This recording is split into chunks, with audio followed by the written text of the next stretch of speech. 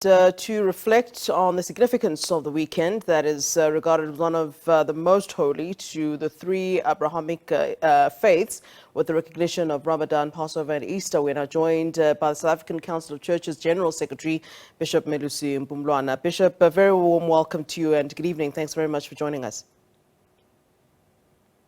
Good evening. Thank you for having me, Flo.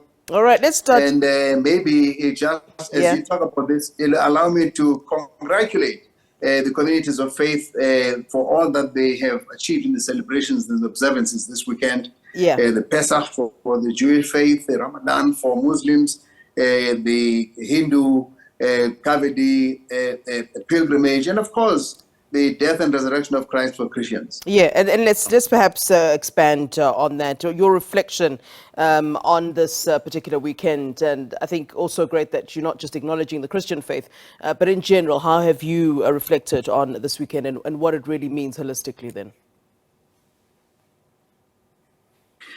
It is a very special weekend from the Christian faith, definitely, in that it is when we with the Christians commit to make the world a place of renewal, that we can actually have a fresh beginning with the resurrection of Christ, and that the pains of the crucifixion become, if you like, a model for our bearing with Christ all the challenges that we have in our lives. And that's why it is so significant that at the very same time, the other faiths, which are all committed to love and peace in all their traditions, celebrate at the same time with similar observances according to their traditions. And that's why what's happening in Jerusalem is so tragic, actually, in the context of all this. And in fact, let's talk about that then.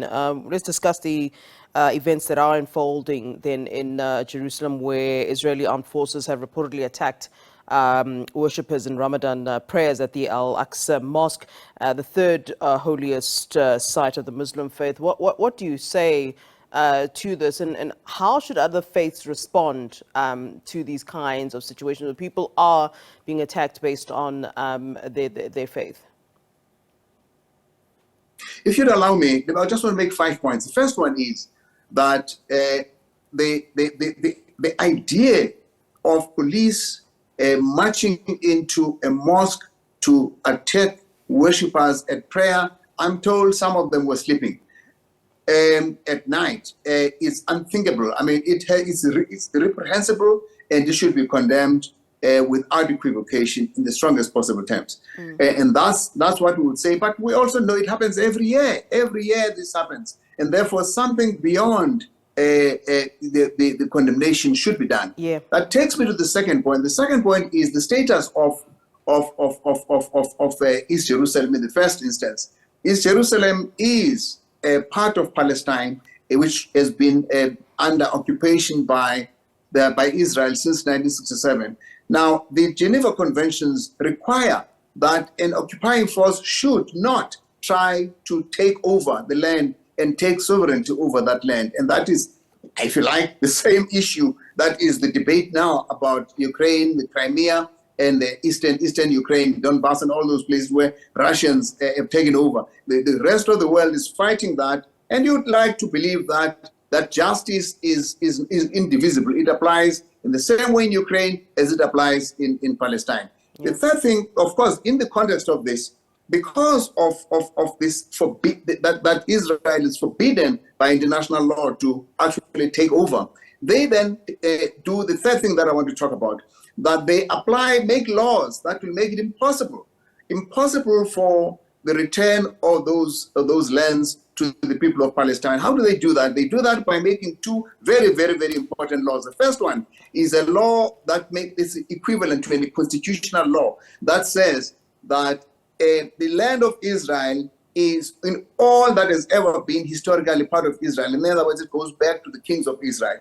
And that land is a homeland of the Jewish people, which really means that they define their citizens in terms of race. Hey, how more apartheid can you be? Because apartheid is the definition of value and on the basis of race. That's what we have experienced in this country. But that's what it does. And secondly, to accompany that, they then have another law that allows the annexation of all whatever they want in the Palestinian territories, including the settlements that they've already created, which are illegal. They have now made them into Israel a proper territory. Now, that's totally illegal.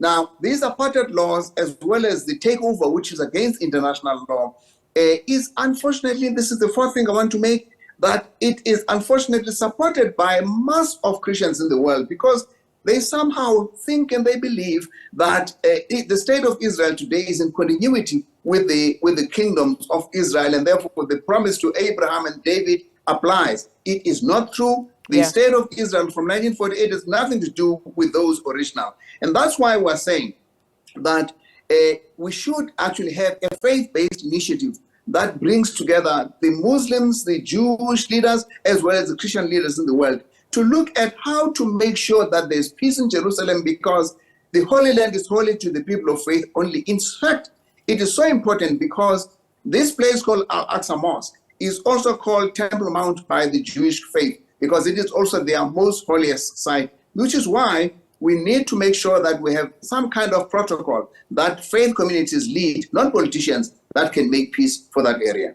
Yeah. Let's talk, Bishop, please, about, something that you mentioned here, where you say that, there's condemnations year after year.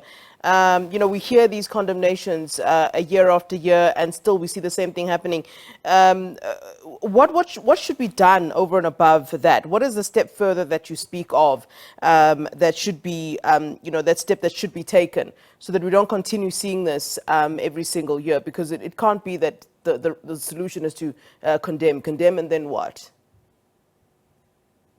There have been peace efforts, including the Camp David Accords, the Oslo Accords. All these have been efforts that have been to bring, Israel and Palestine to some kind of, Western-led initiatives. But all of these failed because the governments of Israel I'd say that have refused to actually honor these and keep them going. And that's why I'm saying that the new laws that they are passing now are going to a point of no return. And that is why I suggest, and at least the Southern Council of Churches were making the case, that we need to have a faith-led initiative. And to this end, we have written to both the World Council of Churches and the Vatican. And we know that the Vatican, the Pope Francis, has had some kind of accord with an important Muslim leader, the Grand Imam of Cairo, towards peace in the Middle East. And we would like to expand this and bring Jewish leaders as well as other respected Muslim leaders to participate in some kind, a new initiative that we have not had before. Politicians have failed because they all work for their own interests. I mean, Archbishop Makoba was talking about South African politicians that are interested in their own whatever benefits that they have themselves. The same applies everywhere in the world. All the politicians do this. What's going to win them votes? And that's what they do.